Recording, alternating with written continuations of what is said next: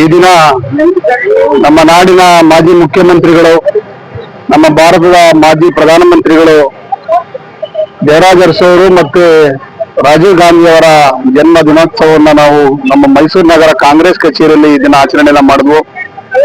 ಅವರ ಗುಣಗಾನಗಳನ್ನ, ಅವರ ಇತಿಹಾಸವನ್ನ ಕುರಿತು ಇತಿಹಾಸ ತಜ್ಞರು ನಮ್ಮ ಕಾಂಗ್ರೆಸ್ ಕಚೇರಿಯಲ್ಲಿ ಮಾತಾಡಿದ್ರು.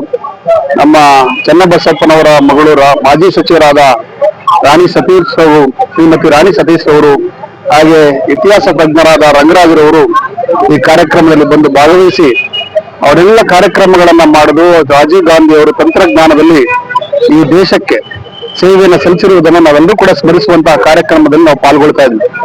ಹಾಗೆ ಸುಮಾರು 40 ವರ್ಷದ ವಯಸ್ಸಿನಲ್ಲಿ ರಾಜೀವ್ ಗಾಂಧಿ ಅವರು ಭಾರತದ ರಾಷ್ಟ್ರದ ಪ್ರಧಾನಮಂತ್ರಿಗಳಾಗಿ ಯುವಕರು ಮತ್ತೆ ಮಹಿಳೆಯರು ಕೂಡ ಸಬಲೀಕರಣವನ್ನ ಹೊಂದಬೇಕು. ಯುವಕರು ತಂತ್ರಜ್ಞಾನದ ಕಡೆ ಗಮನವನ್ನ ಕೊಡಬೇಕು.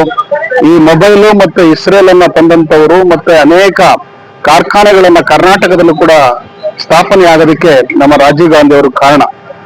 ಆ ಕಾರಣಕ್ಕೆ ರಾಜೀವ್ ಗಾಂಧಿ ಅವರನ್ನ ನೆನಪುಗಳನ್ನ ಮಾಡಿಕೊಳ್ಳುವಂಥದ್ದು ನಮ್ಮೆಲ್ಲರ ಆದ್ಯ ಕರ್ತವ್ಯ. ಹಾಗೆ ನಮ್ಮ ದೇವರಾಜ ಅರಸು ಅವರು ಇಂದಿರಾ ಗಾಂಧಿ ಅವರ ಕಾಲದಲ್ಲಿ ಅವತ್ತಿನ ಕಾಲಘಟ್ಟದಲ್ಲಿ ಬಹಳ ಕಠಿಣವಾದಂತಹ ಕಾಲಘಟ್ಟ ಅದು. ನಮ್ಮ ಮೈಸೂರು ಜಿಲ್ಲೆಯ ಹುಣಸೂರು ತಾಲೂಕಿನ ಕಲ್ಲಳ್ಳಿಯಲ್ಲಿ ದತ್ತುಪುತ್ರರಾಗಿ ಅವರು ಬಂದಂತಹ ಸಂದರ್ಭ, ಅವರು ಮುಖ್ಯಮಂತ್ರಿಗಳಾಗಿ ಸಮಾಜದ ಕಟ್ಟಕಡೆಯ ವ್ಯಕ್ತಿಯೂ ಕೂಡ ಅವರು ರಾಜ ಮಹಾರಾಜರ ಕಾಲದಲ್ಲಿ ಅವರು ಒಂದು ರೀತಿಯ ಅಧಿಕಾರವನ್ನು ಹಿಡಿದಂತವರು.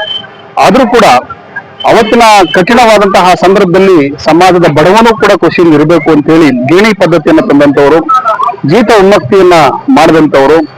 ಹಾಗೆ ಈ ರಾಜ್ಯದ ಬಡವನು ಕೂಡ ಒಬ್ಬ ಪ್ರಜೆಯಾಗಿ ಬಾಳಬೇಕು ಅನ್ನುವಂತಹ ಇತಿಹಾಸವನ್ನ ತಿಳಿಸಿ ಬಹಳ ಉತ್ತಮವಾದ ಕಾರ್ಯಕ್ರಮಗಳನ್ನ ಮಾಡಿರುವಂತದನ್ನ ನಾವು ಸದಾಕಾಲ ನೆನಪಿನಲ್ಲಿ ಇರಬೇಕು ಅಂತೇಳಿ ನಾವೆಲ್ಲರೂ ಕೂಡ ಈ ನಮ್ಮ ಕಾಂಗ್ರೆಸ್ ಪಕ್ಷದ ಮೈಸೂರು ನಗರ ಮತ್ತು ನಮ್ಮ ಚಾಮರಾಜ ಕ್ಷೇತ್ರದ ಎಲ್ಲ ಕಾಂಗ್ರೆಸ್ ಕಾರ್ಯಕರ್ತರು, ನಾವೆಲ್ಲರೂ ಕೂಡ ನಮ್ಮ ವಾರ್ಡ್ ಮಹಿಳಾ ಅಧ್ಯಕ್ಷರೆಲ್ಲರೂ ಕೂಡ ಈ ಕಾರ್ಯಕ್ರಮದಲ್ಲಿ ಪಾಲ್ಗೊಂಡಿರುವಂತದ್ದು ನಮ್ಮೆಲ್ಲರೂ ಕೂಡ ಸಂತೋಷವಾಗಿದೆ.